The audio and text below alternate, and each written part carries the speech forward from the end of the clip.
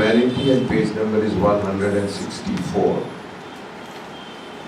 Will you repeat the last line? When relinquished through love, life is at its best. These are of course Baba's words, in life at its best. And relinquish, since he asked, relinquish is to leave it, let go, Life, Baba says, life is illusory. Existence is the real thing. In normal parlance we say, oh, you are simply existing. You must live your life. But Baba says life is illusory, life is temporary, life is impermanent. Because we identify our personality with this body, mind, that is illusory, that is not the reality. Existence is reality. And that's why, when somebody asked Baba about somebody being an atheist, so Baba said very beautifully that in one sense, everyone is an atheist. Because you have not yet realized God. You say, I believe in God, or I know there is God. How do you know there is God unless you experience it? That means everybody is an atheist because you are simply basing your acceptance of God on a belief. And on the other hand, Baba says, that nobody is an atheist. And then he goes on to explain that, as long as the person believes in his own existence, he is indirectly giving testimony to the existence of God, because I say that God is existence. In other words, anything that exists is God. Means if you give that astitva, that existence, then that is God. That's why when Baba was asked, when somebody asked, who is Meher Baba, who is Meher Baba, we have it in the books. When this question was placed before Baba himself, that when people ask, who are you, who is Meher Baba, what do we say? So he said, the first sentence he said is, tell them that I am the one who is provoking this question in you. And then he goes on to say, I am the being of all beings. That means anything that is God. And I remember this sentence very intimately, because fortunately Swami and I were there on the last day when Iraj Jasawala visited the Mehrabad Hall, Manli Hall, Merazad Manli Hall, and we were there. And so of course, apart from so many other small talks which he gave, because his health was obviously very much deteriorating. So, and Davana was helping him out, out of the threshold. And he goes out of the threshold, and again he comes in. He again comes into the hall and says, always remember that Baba is the being of all beings.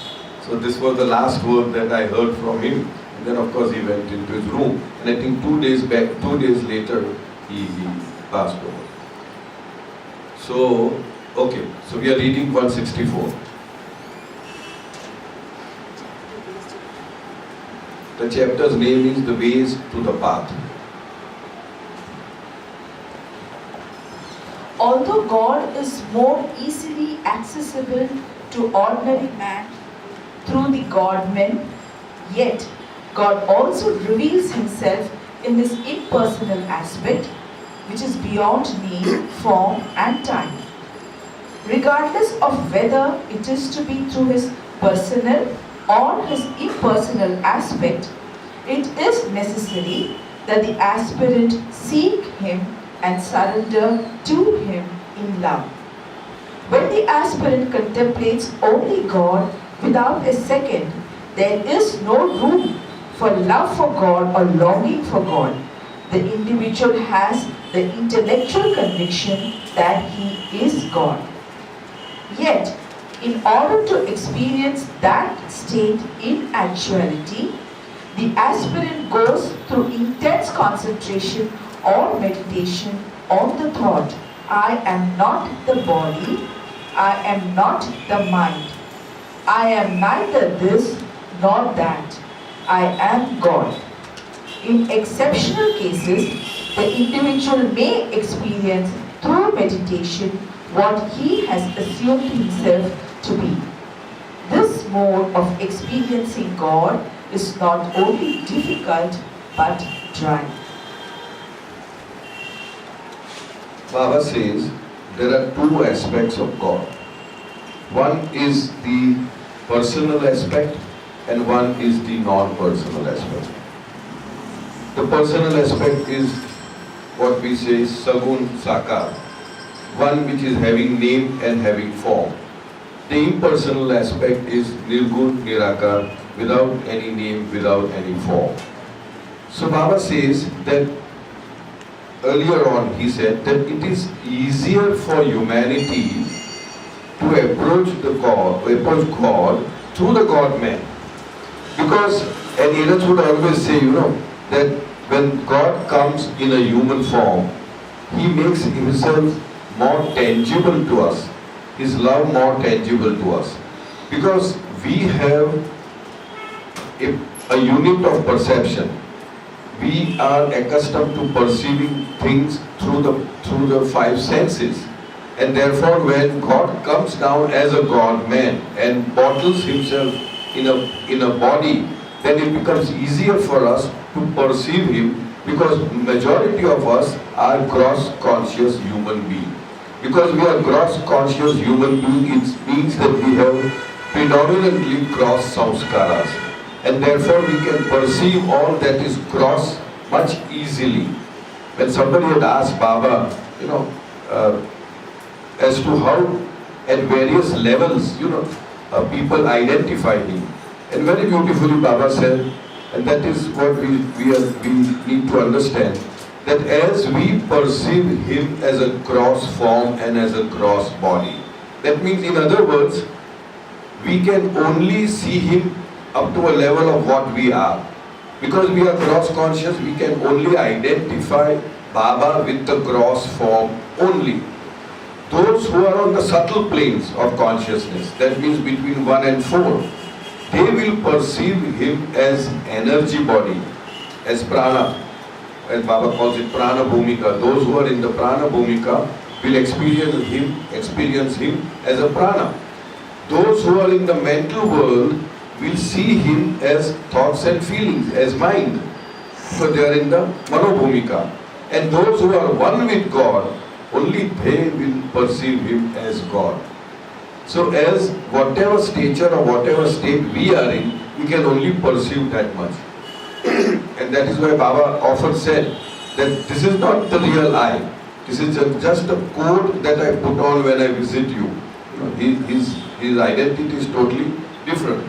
So here Baba says, what about the other creatures of the world? Plants, animals, birds? I don't know whether they will be able to perceive him.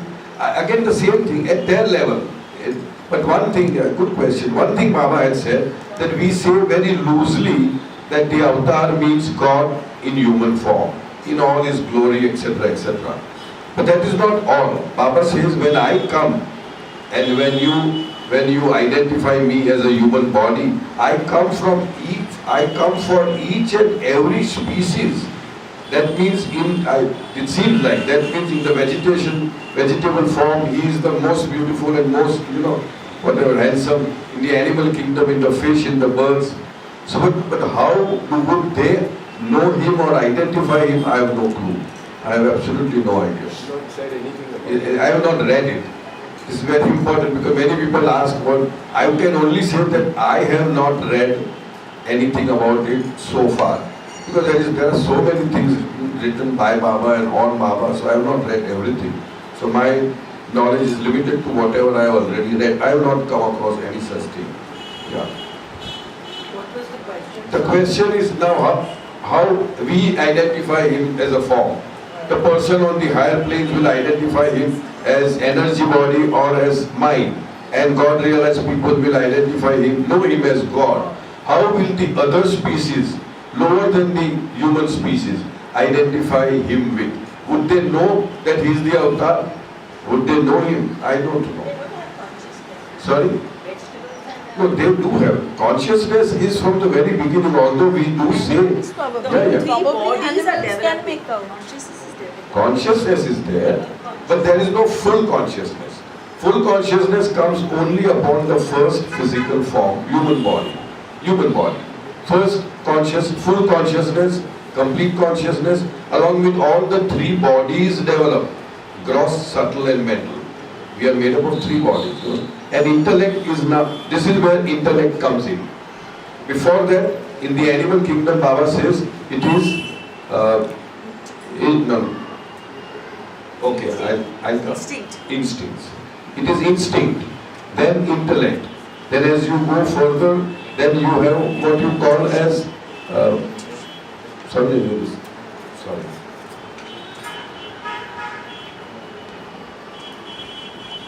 Okay, I'm getting off it. Anyway, there is something in between, I'll come to it. Then there is intuition, then there is insight, then there is illumination, and then there is realization. Right? Inspiration, correct. Inspiration, thank you. So it is instinct, intellect, inspiration, and then there is intuition, insight, illumination, realization. Then these are the various levels of understanding or consciousness. Right, so let's read the... Sorry. There are stories or anecdotes where certain animals with Yes, especially about that elephant and all that. Exactly, Yeah. that's what So definitely, yeah. So we really don't know. But all elephants don't. No, we don't know. I mean, how do we know? But that dogs who were there with Baba. Sorry? Those dogs. Oh, yes, Peter and... All these Those dogs. dogs were a different thing altogether. They They were was- brought down by Baba. That was one warrior was Brought brought down. There was a dog by the name Warrior. Like Baba said that he brought him down to the subtle world for his work during the World War. Yeah. See, we can guess that yes, there is a probability that they would recognize in some way, in some of... I think because animals are also sentient beings, they may just sense. Maybe Yeah, their instinct. of course, sense of, Sense yeah, and the instinct. exactly. Really. Not saying recognize him as the avatar, but know other power. the Instinct, energy of that is that what being. instinct, You know, instinct. the instinct and the sentience is there. You recognize Obviously the they power. won't know him as the avatar because that consciousness is not there. Yeah. But instinctively they get drawn and... Positive Yeah. energy, negative energy, we say, no, like Yeah, dogs yeah, can see yeah. an evil spirit is what we They are always say. drawn towards The that positive. energy. Yes. So the answer is we don't know. Perhaps yes. Alright. So here, although God is more easily accessible to ordinary men through the God-man, that means it's always easy to go through the path where the God-man himself is the way and the goal. You see, in that sense, we are so fortunate, like Jesus Christ himself said, I am the way and the goal. So in the same way, Meher Baba is the way and the goal. So instead of following any other masters, and they are good, they are great, they are helpful, no doubt. When we have the good fortune of following the one who is the way and the goal, then that becomes more easily accessible. Although God is more easily accessible to ordinary men through the God-man, yet God also reveals himself in his impersonal aspect, which is beyond name, form and time. Regardless of whether it is to be through his personal or his impersonal aspect, it is necessary that the aspirant seek him and surrender to him in love. So in other words, two things Baba is emphasizing here is there has to be a seeking. That you must really have a longing to become one with God. And of course, the love. Because Baba has given a lot of importance to love being the shortest, quickest and safest way to God. There are other ways. Yes, surest, safest, shortest and safest. Because there are so many other aspects of the path, like Gyan Marg or Bhakti Marg or Karma Marg, those paths are also there. They will take you to a very great height. But in that, there is a possibility of the false ego being aggrandized, aham. Whereas in love, in actual love, we are talking about not the filmy love, but the actual love is that which gives and does not expect anything in return. Love is that where we have an active consideration for the good and well-being of others. Love is where you feed somebody and you go hungry. In that sense, not in the physical form. I'm talking in the egocentric form. That your ego is gradually being eradicated or eliminated, the false ego. And therefore, love seems to be the best path. Yet, is surrenderance also it's an aspect of yes, of course. love? Yes. In fact, in Baba's terminology, there is love, there is obedience, and then there is surrender. And then Baba goes on to say that love is a gift from God to man. The love that Baba talks about is a gift from God to man. And that gift is very rarely given. And if one is a recipient of that gift, he becomes like a fish flopping out of water. He wants to go back. That is the type of love that Baba talks about. So love is a gift from God to man. Obedience is a gift from master to man. And surrender is a gift from man to master. So in other words, obedience also is a gift from master to man. And Baba, we have said this over here earlier on, that during Baba's visit to the Avatar's abode, this was in 1958.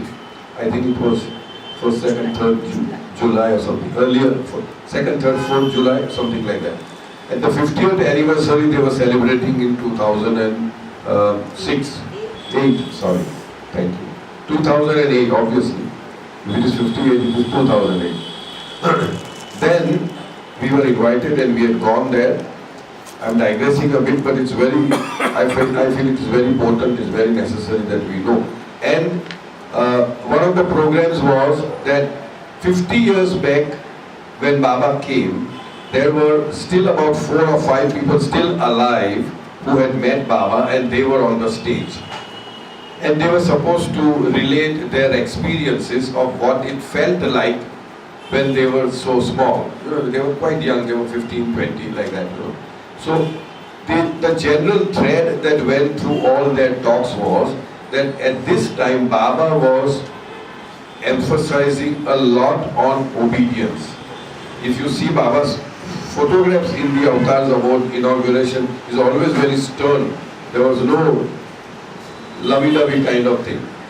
And so each one would talk and they would give their different experiences. One would say that it would like, we are all standing in a queue like a goat to be, slaughtered in a slaughterhouse. It was like that, And Baba and eyes were flashing, and he would look at people and say, would you obey me? Would you cut the throat of your son? And would you do this? And would you remove your clothes and walk naked? And stuff like that. And when Baba says, he's not just bluffing, he had that what should I say, that aura about him, that he was very serious about what he was talking. And those on the panel, they would say that there was a crowd, so we would just slouch in the chair in such a manner that at least we don't meet Baba's eyes, that Baba's eyes don't meet us. And the atmosphere there, even if it was being narrated 50 years later, was actually tense. The air was tense at that time because we witnessed that, And there was one, Joanna, I'm sure many of you know Bruford of Australia, He's, I think, one of the trustees there. His sister, Joanna. I think in this time's Glow, I think it is there. They have a full, anyway. So Joanna was speaking, and and most of them were in tears when they were saying, because there was so much of energy, so much of sentiment involved with that speaking. And she was crying and she said, Baba asked me, will you obey me? And I went blank, I don't know what to say. So all that I said was, Baba, I'll try. The moment she uttered the word, I'll try, Baba's eyes, sharp and 100%. 100%. And yes, Baba. The moment she said, yes, Baba, there was a big smile on Baba's face. And then Baba said something which is very important. If you try 100%, I will help you. Wow. It's very, very important. So what is expected out of us, if we want to have the gift of the Master for obeying him, we have to try 100%. And it was that, as I said, it was very palpable. It was so, that energy was so palpable at that time that Baba's presence was felt, and everybody over there, 4 or 5 people, they were all, actually, they were shaking 50 years after what the incident happened. And they were all in their tears. So what we were talking about love, it all came from obedience and surrender. And surrender is the gift from man to master. But that surrender, as Neeraj very beautifully said, it is not a one-time thing. It is an ongoing process that we keep on surrendering all the time. And I sometimes hear, surrender means what? Sir, under. Your sir should be under your Lord's feet so he can kick you around and do whatever he wants to do. That's exactly what Baba had said to our own first president, Sorabji Siganpuria. When the center was being opened around that, in a letter it said, do you know, it is, do you want to be the president, you want to open the center, sabka sunna parega, ye hai, wo hai, all that, and you'll be kicked about, like a football, you'll be kicked about, but finally this very kicking will take you to the goal. So superb it is, that it is the kicking only that will take you to the goal. So that in a sense Baba was emphasizing on humility, that you should not get... So much of negation. There was so much of negation when the center was going to be actually being purchased. First there were people who said, why don't we purchase a center? So when they went about looking out for a place, they said, who's going to give the money and who's going to run the place? So they were faced with conflicting thoughts from the same group. So all this would be related to Baba. In fact, many promised and then they backed out. They backed out. So Sorabji and Kishanji Gajwani, they were quite fixed. But then ultimately Yes, it was at that point of view, Baba said that you will be kicked about, but that kick will take you. Baba did ask, what about the shortfall? What if then Sorabji and Kishanji both said that then we will split it and we'll make good the shortfall and see that it is done. So that's how this center got. And Baba's grace, and actually the first, since we know the background, the first time when we got this thing, we were told that we were given a bag. If that happens, we were given that flat, Pisheka flat, and somehow, we just agreed, we just took it, okay, we paid the token money and all that.